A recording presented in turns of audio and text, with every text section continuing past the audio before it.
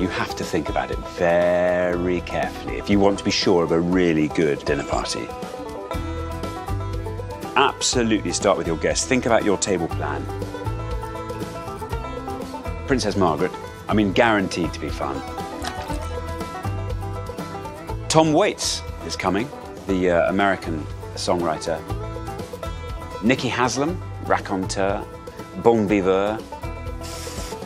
Vicky Corrin. This is a woman who is as comfortable with the villainry of the East End as she would be with the crowned heads of Europe. Helen Mirren brings majesty to it. I mean, you know, there's something very exciting about having an actor or an actress around the table. Keith Richards. Keith, I think, is somebody that one wouldn't be entirely relaxed about coming round for dinner. And I think it's important around a dinner party that it shouldn't just be people wallowing in their own juices. It should always be an element of edge to a dinner party. For main course, we're going to have a fillet steak. Yeah. What's more delicious than a fillet steak? That's going to be served with potato dauphinoise, some peas, and we've got a red wine sauce to go with that. Now look at this, I love this. This is an oven with a menu. It's fantastic. Okay, look, now, what we have to do is we scroll down. Fillet of beef medium is exactly what I want. Okay, and a kilo is exactly what I've got. Start. Oh, the lights come on great. It's like going to the cinema, isn't it? Fabulous. Okay, so I'm going to leave that there. Now, okay, now this is the fun bit. This is where, in all likelihood, I might lose a finger, but we'll see. Dauphinoise you make by slicing potatoes, laying them in a buttered dish. There we are. Hey, and I have all 10 fingers. And then you top it up with milk and cream. Then you put some foil over it and bung it in the oven. Simple as that. Right, now, in it goes. You really can't not salivate when you hear that, can you? I think a party, a really good party, requires effort from every person there. It's so easy to have quite a flat evening, I think, when everyone's just kind of phoning in their dinner party conversation.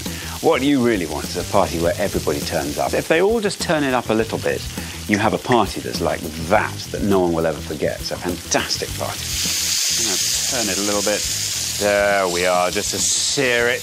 Do all those good things that searing does. Okay, there we are. That pan is now going to go into the oven.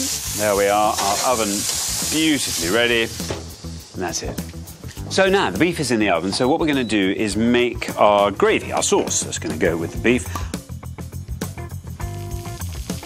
That now wants to reduce to about half its volume. So if you're cooking, particularly if you're reducing wine, I personally think you can use anything. And no one's going to eat a wine reduction and go, oh, good Lord, I can't believe you used the 2006. Let me explain my thinking behind Princess Margaret, because it's a bit like having a unicorn at your zoo, really. I mean, she's never going to come. But I thought it'd be quite fun just to remind myself, of course, that this was a fantasy dinner party. Yeah, everyone will feel they have to up their game a little bit with Princess Margaret being there. We're going to put some beef stock in there. It's just a... There we are. Look at that. Beautiful jelly. Anecdotage for me is really what dinner parties is all about. Vicky Corrin, tremendous conversationalist. Say you've got about a month's worth of hilarious dinner party conversation at any one time. I think indiscretion is the whole point of a dinner party. You know, what's said around that table stays around that table. I mean, that just smells of Christmas, doesn't it? Mmm. I think a successful dinner party in terms of food is going to be one where the plates are licked clean at the end of each course. Princess Margaret, she can be all over that pavlova. I think if Keith is still there at 2:30, I'll know that it's been a great success.